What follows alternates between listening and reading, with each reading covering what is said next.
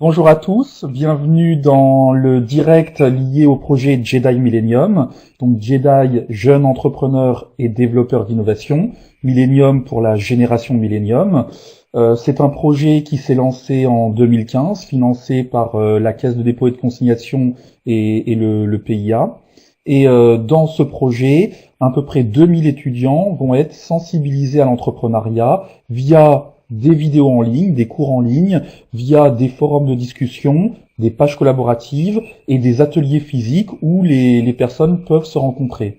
Dans ce projet, plusieurs régions collaborent, des étudiants du CNAM en Bretagne, des étudiants du CNAM en région Centre, Pays de la Loire, région Lorraine.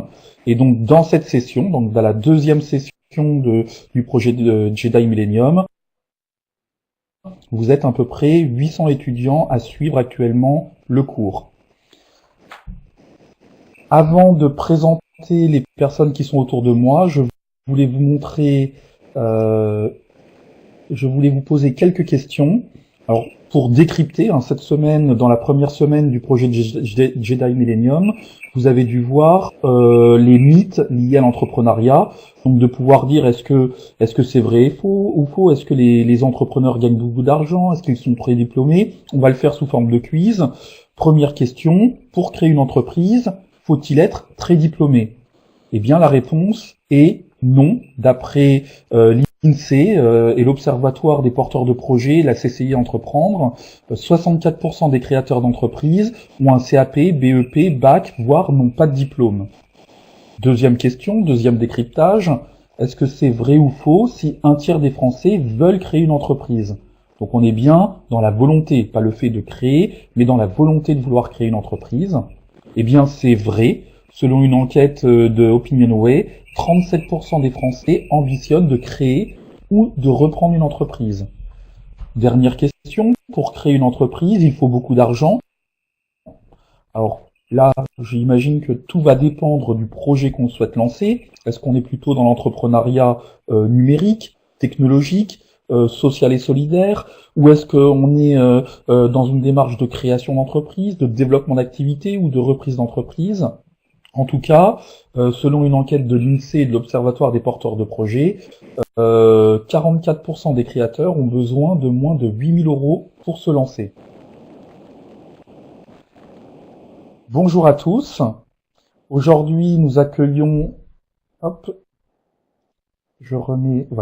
Aujourd'hui, nous accueillons plusieurs personnes. Donc, dans la discussion que nous allons avoir avec Christian Bataille, qui est enseignant sur le projet de Jedi Millennium, nous allons avoir des personnes qui ambitionnent plus tard de créer une entreprise, des personnes qui travaillent dans des startups, qui viennent de se lancer, des personnes qui ont créé leur entreprise et des personnes qui sont accompagnateurs d'entrepreneurs dans des pépinières d'entreprise. Bonjour à tous, et je laisse la parole à mon collègue Christian Bataille. Bien, bonjour à tous. Effectivement, on va essayer de rendre compte cet après-midi de la diversité aussi de la création d'entreprise et de ses différentes formes en fonction des projets et des ambitions des uns et des autres.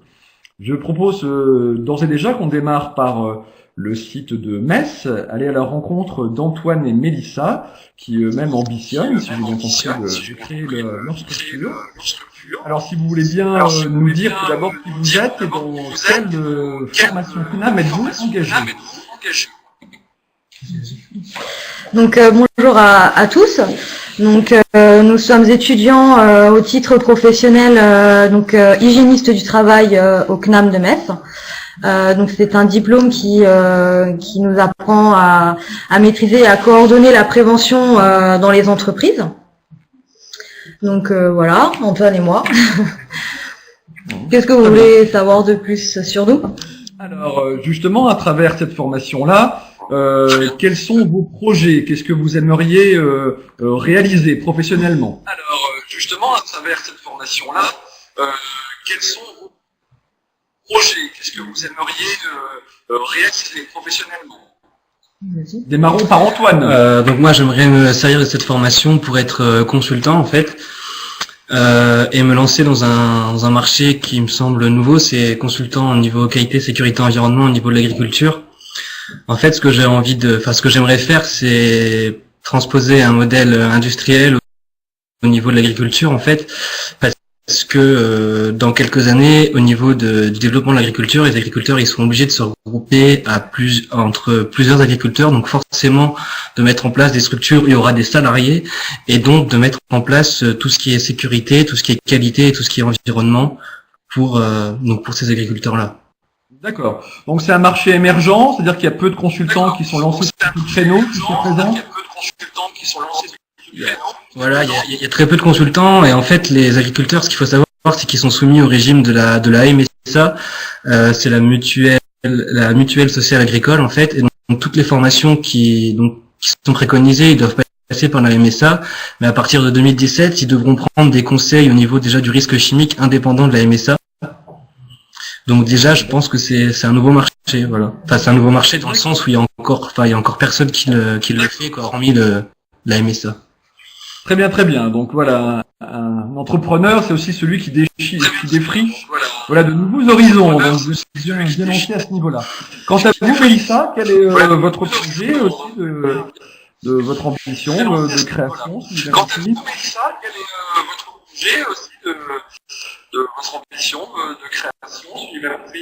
Bien écoutez, moi c'est comme Antoine, j'aimerais devenir auto-entrepreneur donc dans le consulting, plus précisément pour les petites et moyennes entreprises, afin de pouvoir leur proposer une solution adaptée pour qu'ils puissent également maîtriser leurs risques, tout comme les grandes entreprises ou les grandes industries.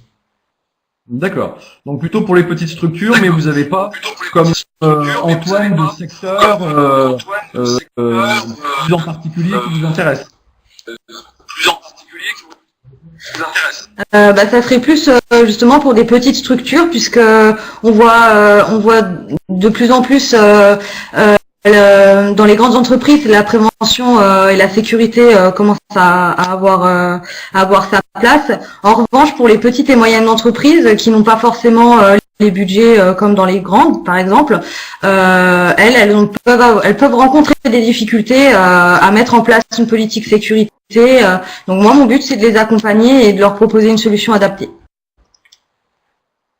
D'accord, très bien. Eh bien, merci à tous les deux pour ces premiers retours. Je vous propose cette fois-ci qu'on quitte un premier binôme pour, avant d'en retrouver un autre tout à l'heure, d'aller du côté de Célia, qui est toute seule, la pauvre, derrière son écran, et qu'on s'intéresse un petit peu à cette situation et que vous puissiez nous dire, de votre côté, dans quelle formation CNAM vous êtes engagé, et puis quels sont vos projets et puis vos attributions déjà actuelles.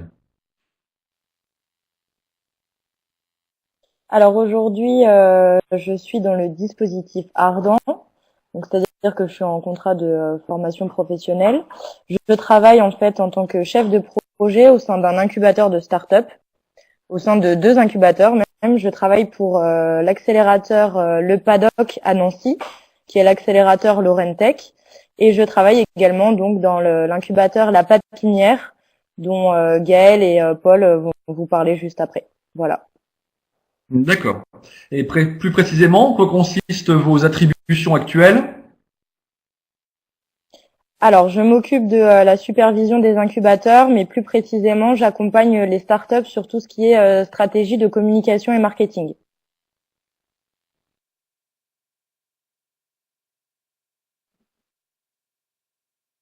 Je vais poursuivre si voilà la dimension technique s'arrange. Est-ce que vous m'entendez?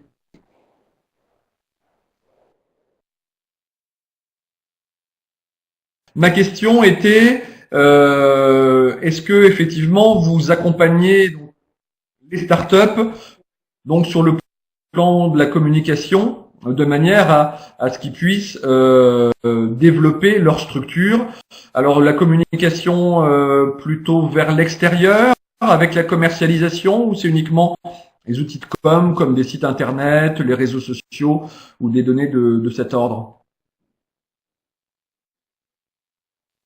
Non, c'est plus de l'accompagnement sur tout ce qui est préparation stratégique. Donc ça peut être tant les outils dirigés pour la communication interne que la communication externe, comme vous l'avez dit, avec des sites internet, enfin des outils appropriés en fait en fonction des projets. Il y a des projets pour lesquels ça va être très bien d'avoir une vitrine sur le net avec un site. Il y en a d'autres pour lesquels ça sera pas du tout approprié et on va se consacrer exclusivement à de la presse papier. Enfin, ça dépend vraiment du projet et de la manière dont il faut espérer acquérir des clients.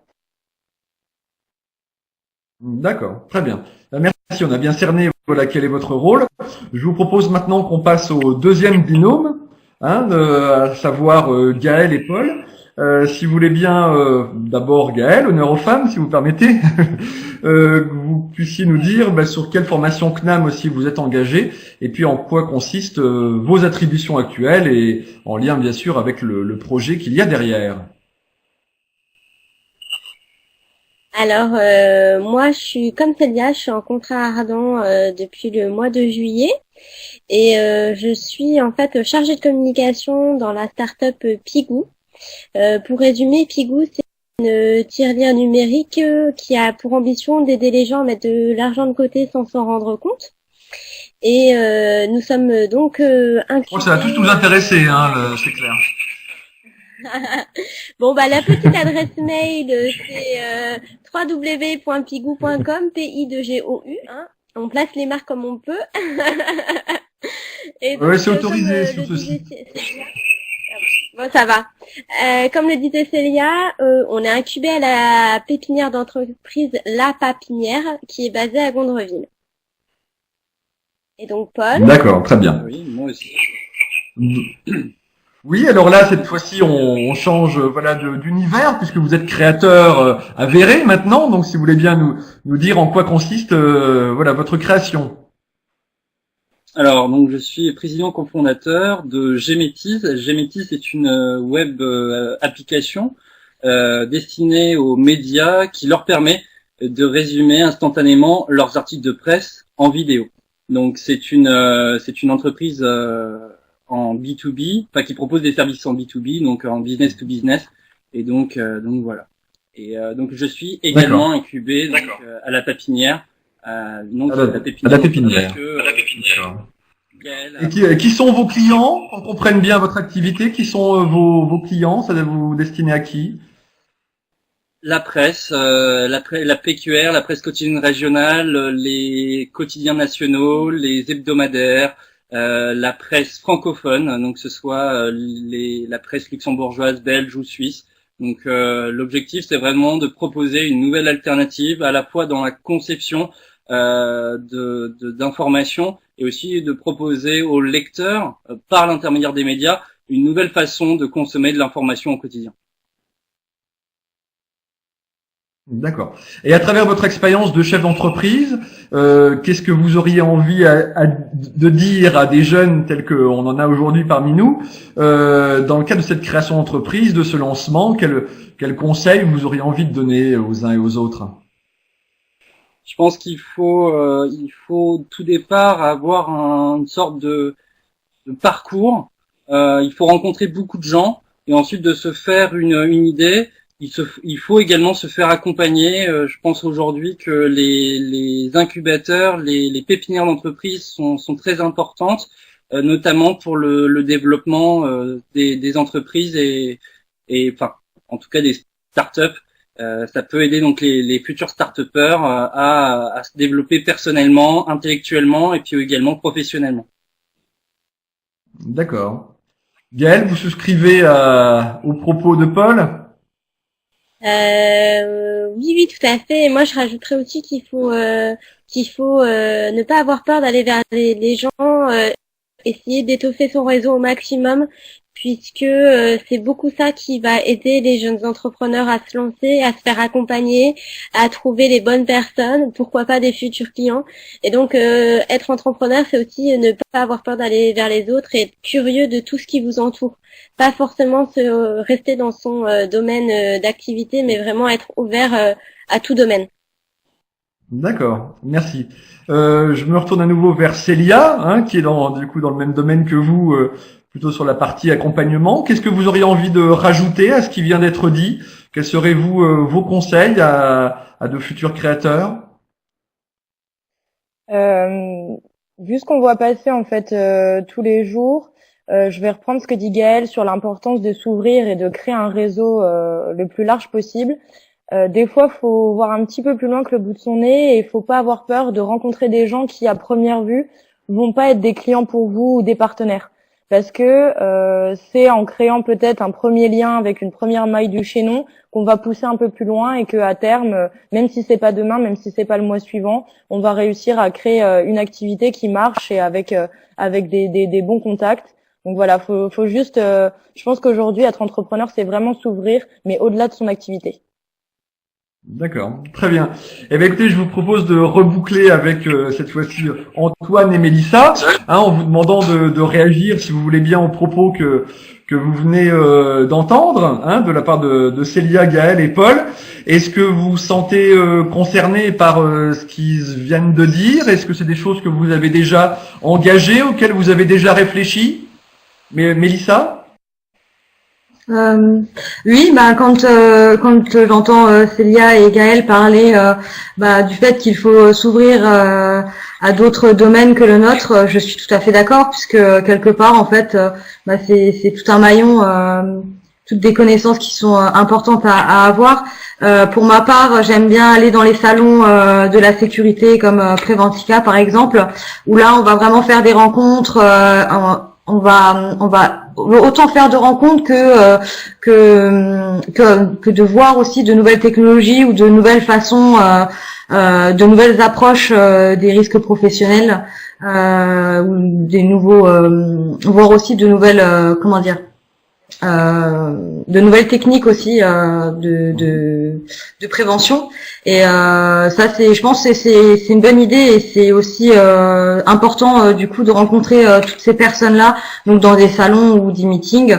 Il y a également des réunions qui peuvent se faire par le biais de la chambre du commerce et de l'industrie, avec des réunions ciblées sécurité pour notre part, mais ça touche aussi d'autres domaines et c'est pour ça que je rejoins Célia et Gaëlle sur leurs propos. D'accord, très bien. Et vous-même, Antoine, ça vous parle aussi, tous ces propos qui ont été tenus? C'est déjà des choses que vous avez engagées dans vos démarches?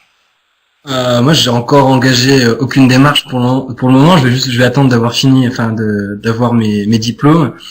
Ouais, je confirme, et je rajouterai aussi qu'il faut s'ouvrir, mais il faut s'ouvrir surtout aux bonnes personnes qui pourront nous ouvrir les portes qu'on aurait besoin, ou nous filer un coup de main, ou nous faire de la publicité. Je pense que c'est surtout important de s'ouvrir aux bonnes personnes. S'ouvrir aux bonnes personnes, rencontrer d'autres gens, aller dans des salons, s'ouvrir d'une manière générale.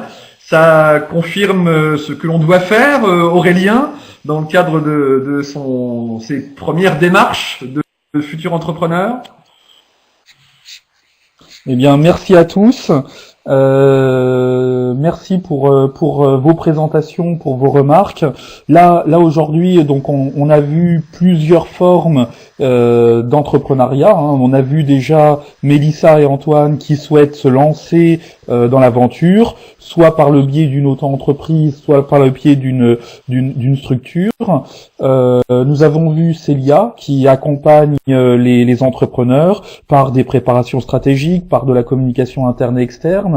On a vu également Gaëlle qui accompagne tout le projet de création, de lancement et de vie d'une start-up, ou encore Paul qui a créé son entreprise. Et ce que je retiens dans toutes les discussions qu'on vient d'avoir, c'est la compétence sociale, c'est-à-dire être en capacité de pouvoir se présenter, de pouvoir s'entourer d'autres personnes, de pouvoir présenter son projet à d'autres interlocuteurs, de pouvoir être intégré dans des réseaux. Enfin voilà, on a beaucoup parlé de cette compétence sociale, chose que vous allez évoquer dans la quatrième partie de Jedi Millennium. Et alors, on a un petit souci technique, j'espère que vous m'entendez. J'ai pris la place de Christian. Alors, on voit peut-être pas mon image, mais la troisième phase, c'est qu'on puisse évoquer. Alors, la deuxième phase, c'était la motivation. Qu'est-ce qui pousse les entrepreneurs à pouvoir se lancer dans l'entrepreneuriat, donc, quelles sont leurs motivations profondes. La troisième phase, c'est de parler de la personnalités, quelles sont les personnalités des entrepreneurs. Est-ce que moi-même, en tant que futur entrepreneur, j'ai la personnalité, et est-ce qu'on peut décrypter une personnalité type de l'entrepreneur? Puis on va voir que non, justement, il y a plusieurs personnalités, il y a plusieurs types d'entrepreneuriat. Il y en a qui vont se lancer dans l'entrepreneuriat de manière volontaire parce qu'ils ont une envie et parce qu'ils veulent vraiment se lancer en entrepreneuriat. D'autres qui vont être dans une forme d'entrepreneuriat contraint, parce que j'ai 50 ans, je ne retrouve pas d'emploi ou pour X raisons. Donc il y a différents moments de la vie où on va se lancer dans l'entrepreneuriat. Et dans la 4e phase, on va parler des compétences et on va notamment évoquer toutes les compétences sociales qu'on vient d'écouter aujourd'hui, de par les propos de Célia, de Gaël, de Paul et d'Antoine et Mélissa. Donc la compétence sociale, savoir s'entourer, savoir être dans les bons réseaux et comment pouvoir présenter son projet qui est en fait issu d'une intelligence collective. En fait, on est vraiment sur des façons de procéder où on va aller à la rencontre, à l'échange des autres pour pouvoir faire grandir son projet. Et la dernière phase du projet, ce sera, et vous, est-ce que vous voulez vous lancer et puis de pouvoir vous donner quelques outils pour pouvoir débuter l'aventure liée à l'entrepreneuriat. Eh bien, merci à tous, merci d'être présents, merci Célia d'avoir pu présenter votre métier dans la pépinière d'entreprise. Merci Paul d'avoir présenté votre structure, ainsi que Gaël d'avoir pu présenter votre start-up Pigou. Et merci à Antoine et Mélissa d'avoir exposé leur projet d'avenir. Et merci beaucoup à mon ami et collègue Christian Bataille qui a animé le débat avec moi aujourd'hui. Bonne journée à tous et bonne continuation dans vos projets. Merci, au revoir. Au revoir.